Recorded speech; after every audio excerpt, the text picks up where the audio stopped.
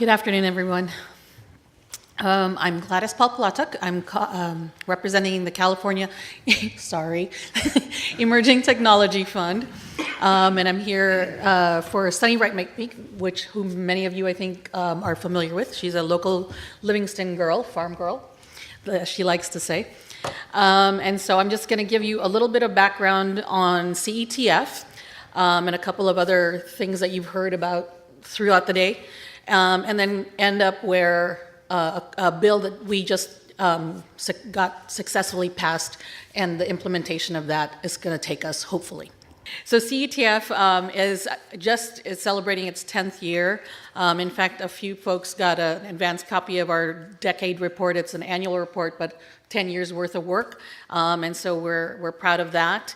We were created in 2005 through mergers of AT&T, MCI, and Verizon. I'm blanking. And we were seeded with about $60 million thanks to the California Public Utilities Commission, and our mission is to close the digital divide in California.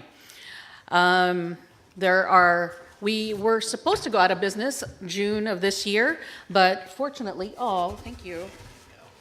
This is going to help. Hi! Vertically challenged. But fortunately, thanks to some public benefits that we were a part of and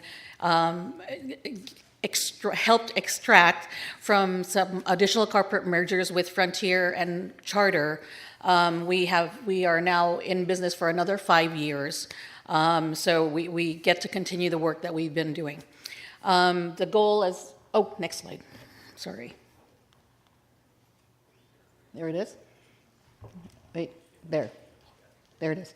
And the goal there at the bottom that we're trying to reach, and that has been incorporated into legislation and with the CPUC, the California Public Utilities Commission, is a 98% goal in terms of deployment and a 90% adoption goal. And you just heard Ish talk about an adoption goal. And when we talk about adoption, it's where broadband is already available, but families haven't signed up. And primarily it's cost, it's digital literacy training, it's affordability. So it's that kind of those are the goals, and it's a state goal now in legislation. You've also heard throughout the day reference to the CPUC's Advanced Services Fund. Wanted to make sure for those in the room that may not be as familiar with it as others. It was established in 2008, initially with $315 million over the last 9 years. There have been 62 projects, infrastructure projects granted. There are 6 pending in the pipeline still. There are 5 funds available in this fund: CASF, the infrastructure, a loan fund, a consortia fund, 2 of which are here in the room, San Joaquin Valley Regional Broadband Consortia, and actually 3 technically. Where are they? Robin is one, and Susan is another.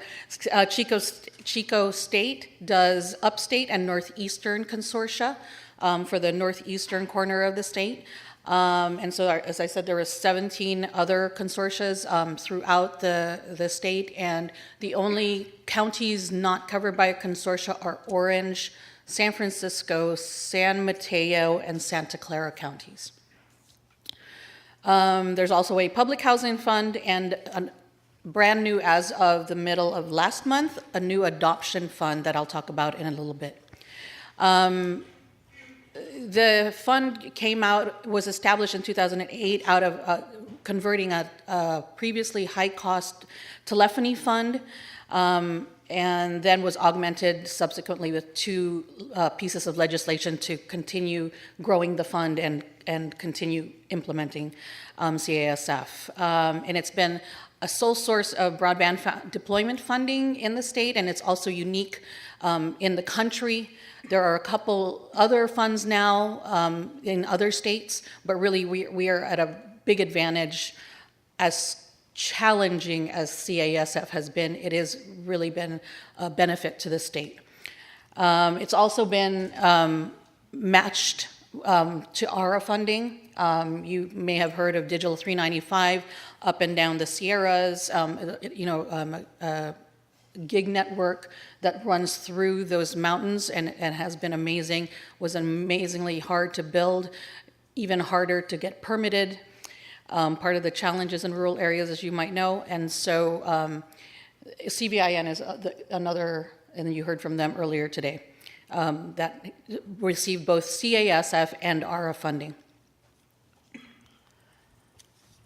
Another source of funding at the federal level is the Connect America Fund. I don't think that's been mentioned today. It's comes out of Universal Services Fund administered by from the SCC, the Federal Communications Commission, and that is what the $98.3 million is what California is receiving for 6 years. Those are the vendors: AT&T, Verizon, Frontier. And the number of households that it is its goal to reach, and so this CAF, Connect America Fund, will help California reach its 98% deployment goal. How that will vet out remains to be seen, as it's challenging also. And at the bottom there just says that the state needs to be active, continue to be active at the federal policy level in order to get additional monies into the state.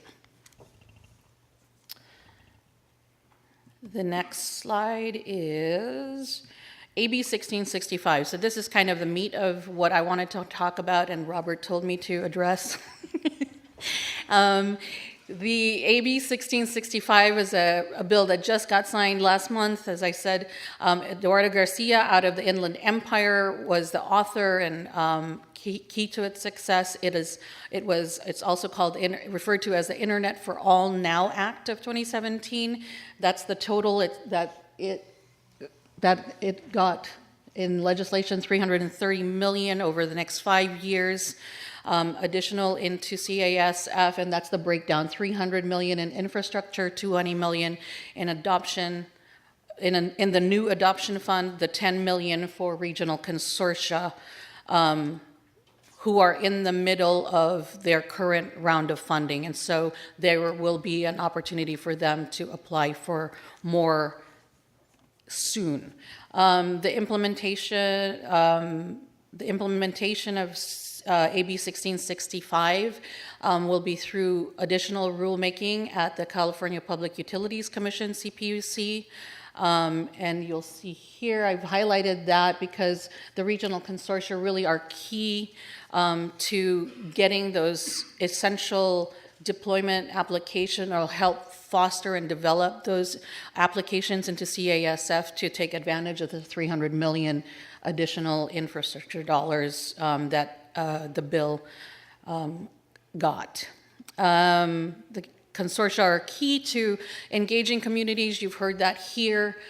This gathering is a great example of what consortia can be a part of, or can be the synergy or a catalyst to do, getting communities really educated about the broadband issues, hearing the communities and what their broadband challenges are, and getting the right people in the room together in order to find out what assets can be leveraged, because just as you know, rural broadband is really expensive. It is to the most expensive communities that need service and also need it the most. And so without additional assets that can be leveraged with CASF and other funds, it's really difficult to get these projects off the ground and penciled out for a business case. I talked about implementation of AB 1665. Today is actually the first hearing on its implementation. Rulemaking at CPUC is the public input opportunity, and we'll be getting that information out as soon as we know more about it. Today is the first hearing, but we haven't really gotten much detail, and so we'll be feeding that information through the consortia, and they'll get it out to people like yourselves, other stakeholders, so that you can choose to engage or not in giving input to the process and how it could better serve your communities. AB 1665 is imperfect at best. CASF was a really well running fund.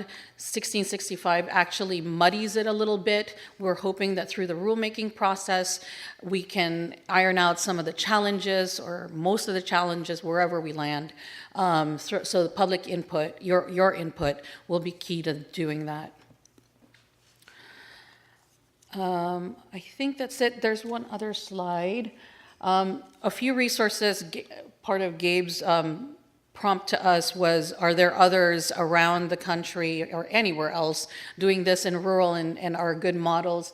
These are just a few organizations and efforts in the country that are doing work in the rural broadband space, and so they're great resources that you can go to that have been doing it for probably almost as long as us, but in other parts of the country. So that's it.